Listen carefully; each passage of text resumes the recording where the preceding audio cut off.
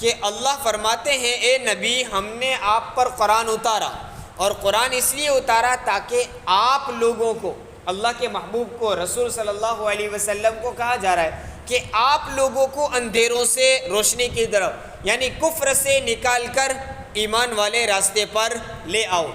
اس سے کیا معلوم ہوا کہ حضور صلی اللہ علیہ وسلم بذات خود کفر سے نکال کر ایمان کی طرف لانے والے ہیں۔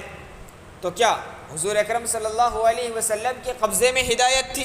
حالانکہ قرآن تو ایک طرف کہتا ہے کہ ہدایت دینا آپ کے ہاتھ میں نہیں ہے، ہدایت دینا صرف اللہ کا کام ہے، آپ کے قبضے میں نہیں ہے۔ اِنَّكَ لَا تَهْدِي مَنْ أَحْبَبْتَ، آپ جس کو چاہے ہدایت نہیں دے سکتے، وَلَكِنَّ اللَّهَ يَهْدِي مَنْ يَشَاءُ، جس کو اللہ ہدایت دینا چاہے اس کو ہدایت دیتا ہے۔ اب یہاں تو کہہ رہے ہیں کہ ہم نے آپ پر قرآن اسی لیے اتارا ہے کہ آپ لوگوں کو کفر شرک کے اندھیرے سے نکال کر ایمان کی روشنی میں لے آئے۔ تو کیا حضور لاتے ہیں؟ اللہ نے اس شبے کو، اس سوال کو ختم کرنے کے لیے ایک لفظ آگے بڑھا دیا، بِإِذْنِ رَبِّهِمْ لِتُخْرِجَ النَّاسَ مِنَ الظُّلُمَاتِ إِلَى النُّورِ بِإِذْنِ رَبِّهِمْ۔ اے میرے محبوب ہم نے آپ پر قرآن اس لیے اتارا تاکہ آپ لوگوں کو کفر کے اندھیروں سے ایمان کی روشنی کی طرف اللہ کے حکم سے لے آئیں، اپنی ذات سے نہیں۔ ہدایت دینا آپ کے قبضے میں نہیں ہے، آپ محنت کیجئے اور اللہ کے بِإِذْنِ رَبِّهِمْ، اپنے پروردگار کے حکم سے انسانوں کو، ساری انسانیت کو کفر و شرک کی گندگی سے نکال کر ایمان کی روشنی میں لے آئیں۔ اس لیے کہا بِإِذْنِ رَبِّهِمْ۔ معلوم یہ ہوا ہدایت دینے والی ذات صرف اللہ ہی کی ہے، اللہ ہی وہ ذات ہے جو کفر و شرک کے اندھیروں سے نکال کر ایمان کی روشنی میں لا سکتا ہے۔ تو پھر حضور کی طرف نسبت کرنے کی کیا ضرورت تھی؟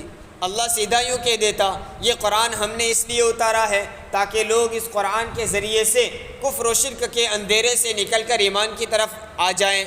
حضور کو کیوں کہا کہ آپ نکالیں؟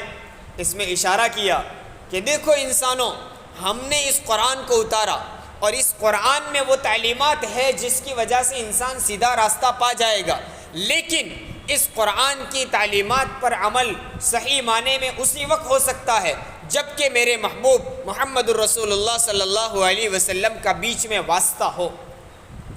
معلوم یہ ہوا کہ قرآن ہدایت کی کتاب ہے، اس کے احکام پر عمل کرنے سے انسان دنیا اور آخرت دونوں جہاں کی کامیابی اور فلاح پا سکتا ہے، لیکن یہ اسی وقت پا سکتا ہے جب کہ اس قرآن کے احکام کا مطلب اسی طرح لیا جاوے جس طرح رسول اللہ صلی اللہ علیہ وسلم نے بیان کیا۔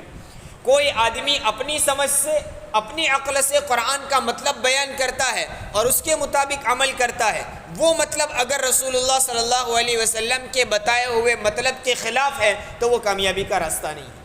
قرآن پر عمل کرنے کے لیے درمیان میں واسطہ نبی کا لانا پڑے گا۔ اس لیے قرآن کی ہر آیت اور پورے قرآن کے مطالب جو رسول اللہ صلی اللہ علیہ وسلم نے اپنی زبان سے بتلائے یا اپنے فعل سے، اپنے کام سے امت کو بتائے، وہی مطلب صحیح ہے۔ ان مطالب کے علاوہ، ان تفسیروں کے علاوہ جو مطلب انسان اپنی عقل سے سمجھتا ہے وہ صحیح نہیں، وہ ہدایت کا راستہ نہیں۔ اس لیے اللہ نے کہا قرآن تو ہم نے اتارا، لیکن قرآن سیدھے قرآن سے کوئی ہدایت پر نہیں آ جائے گا، اس لیے ہم نے آپ پر قرآن اتارا تاکہ آپ لوگوں کو کفر سے اور بدعمالیوں سے، نافرمانیوں سے، گناہوں سے، اللہ کی نافرمانی سے نکال کر ایک اللہ کی عبادت اور ایمان کی روشنی کی طرف لے آئیں۔ اس لیے بیچ میں اللہ کے رسول کا واسطہ لانا پڑے گا۔